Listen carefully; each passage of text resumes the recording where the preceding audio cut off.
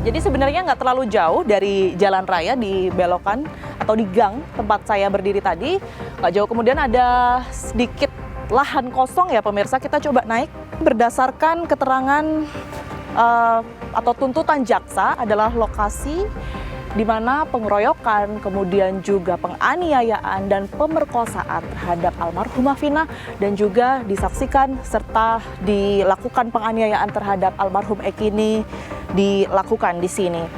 Informasi tadi saya juga sempat berbincang dengan sejumlah warga begitu ya, bahwa di kiri ini adalah memang dari dulu sejak tahun 2016 ini adalah showroom begitu. Yang dulu tingginya atau temboknya ini tidak seperti sekarang, tetapi separuh dari ini begitu ya. Kalau sedikit saya cocokkan di sini ini memang ada bekas-bekas dari sambungan semen gitu. Jadi mungkin ini dulu tidak setinggi ini kondisinya, dan lokasi bahkan di siang hari saja ini tampak sepi sekali. Saya tidak bisa membayangkan bahwa ini terjadi di malam hari. Tentu tidak banyak orang yang kemudian ini berlalu lalang di sini. Dan informasinya memang pada saat rekonstruksi di sini para terpidana pada saat itu tidak dihadirkan secara langsung karena informasinya mereka memang tidak mengakui adanya perbuatan penganiayaan dan juga pemerkosaan tersebut, termasuk adanya lokasi ini begitu. Tidak ditemukan juga bekas darah di lokasi ini pada saat itu, tetapi proses dari rekonstruksi pun terus berlanjut dan hingga ditetapkan pada saat itu 8 terpidana atas kasus Vina dan juga Eki. Itu dia liputan dari rekan saya Tiara Harahap dalam program Fakta yang sudah kami tayangkan pemirsa di hari Senin lalu. Sekarang saya minta informasi terbaru dong Mas Marwan, karena sejak pagi kita dapat informasi bahwa ada penjadwalan pemeriksaan yang mendadak terhadap klien Anda Peggy. Ini informasinya kenapa dilakukan mendadak, apa yang diperiksa, berapa pertanyaan? Tadi menurut informasi Mbak ya, kebetulan saya tidak mendampingi. Saya tadi siang ke Komisi Yudisial agar maksud saya Komisi Yudisial mengawasi daripada hakimnya menyidangkan pra peradilan. Tetapi kalau mengenai Mbak mengatakan saya berkomunikasi terus ke Bandung, itu memang diperiksa hari ini. Pertanyaannya kalau saya tidak salah tadi disampaikan adalah masalah seputar media sosial. Facebook, dia berhubungan sama siapa, itu. Kalau pertanyaan itu ada 28 pertanyaan, Mbak. Itu. 28 pertanyaan. 28 pertanyaan. Maksudnya di media sosial, maksudnya Peggy ini seberapa aktif di media sosial, berteman atau mengenal Eki dan Vina dan juga 8 terpidana lainnya, begitu kan? Saya tidak tahu apa yang diinginkan polisi. Ya silakan aja, cari sebanyak-banyaknya.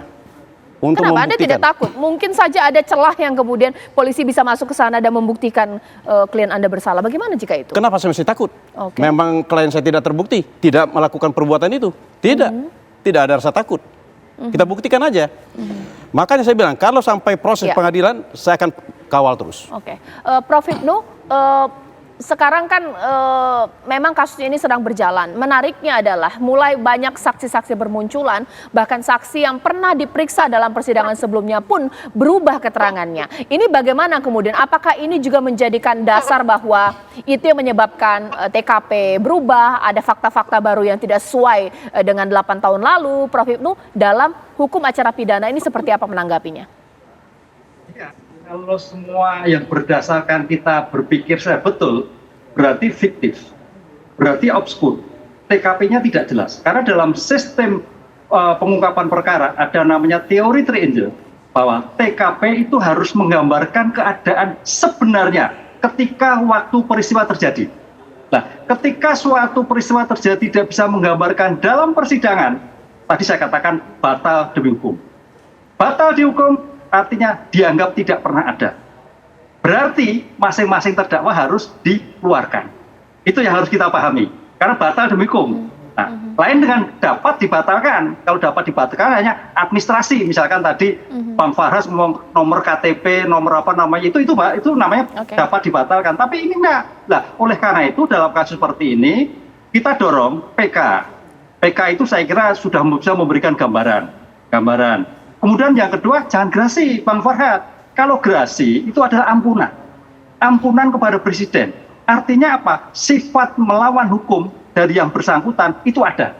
Nah, dari diskusi kali ini berarti tidak ada sifat melawan hukum. Oleh karena itu harus diputus bebas. Putus bebas, rehabilitasi mengenai keadaan yang sebenarnya. Itu yang paling tepat. Seandainya kondisi yang sekarang itu betul-betul fiktif, yang dalam ilmu hukum disebut sesat, mistak, in objecto. Gitu. Oke, Bang Farhad bagaimana? Jangan gerasi kalau kata Prof. Hipnu. Ya, menurut saya kan bisa aja kalau gerasi pengampunan bisa aja dengan peniadaan kayak abolisi gitu. Abolisi atau amnesti atau apalah yang cocok buat nanti. Yang penting Kapolri dan jaksa harus mengeksaminasi kembali, kemudian harus dengan terang dan jujur terbuka kepada masyarakat bahwa telah terjadi satu kesalahan penyidikan, penuntutan maupun putusan.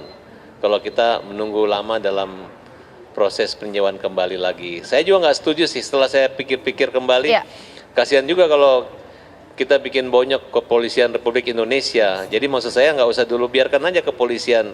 Penyidik nggak usah dulu minta ganti Kapolda, minta ganti direktur, nggak usah dulu.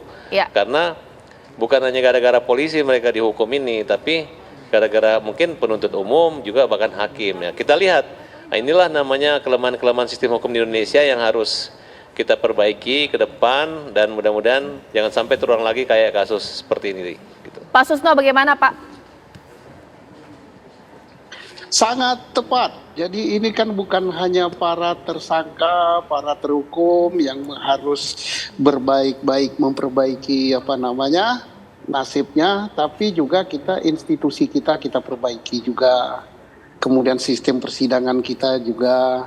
Berkali-kali saya katakan sebaiknya dalam hukum acara yang baru nanti hakim itu jangan dikasih berkas supaya betul-betul hakim mengungkap fakta hukum di persidangan. Soalnya kalau dikasih berkas, end mind-nya dia sudah copy paste.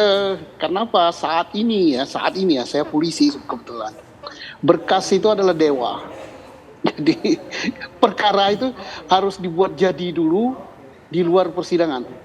Buktinya harus terbukti antara polisi dan jaksa, baru dimajukan, harus bersepakat dulu. Kita perbaiki. Oke lah, ini pelajaran baik untuk bangsa ini. Terima kasih. Terakhir Pak Marwan. Kami sekarang mengajukan penangguhan penahanan kedua. Saya mohon dengan hormat Bapak Kapolda, kabulkan penangguhan penahanan kami. Baik, terima kasih Pak Marwan, terima kasih Bang Farhad, terima kasih Prof. Hipnu, dan juga Pak Susno Duwaje. Nanti kita akan tunggu kasus ini akan berjalan seperti apa. Sesaat lagi rekan saya Agita Malika masih dengan informasi penting yang sayang jika Anda lewatkan. Agita, ada apa? Betul sekali Caca dan juga pemirsa, jika tadi pada dialog kita sudah membahas bagaimana kemudian TKP fiktif terbongkar ini masih menjadi tanda tanya. Kita akan sesaat lagi juga membahas flashback ulang bagaimana kemudian TKP yang terjadi pada tahun 2016 silam. Kita akan bedah dan juga bahas secara satu persatu saat lagi.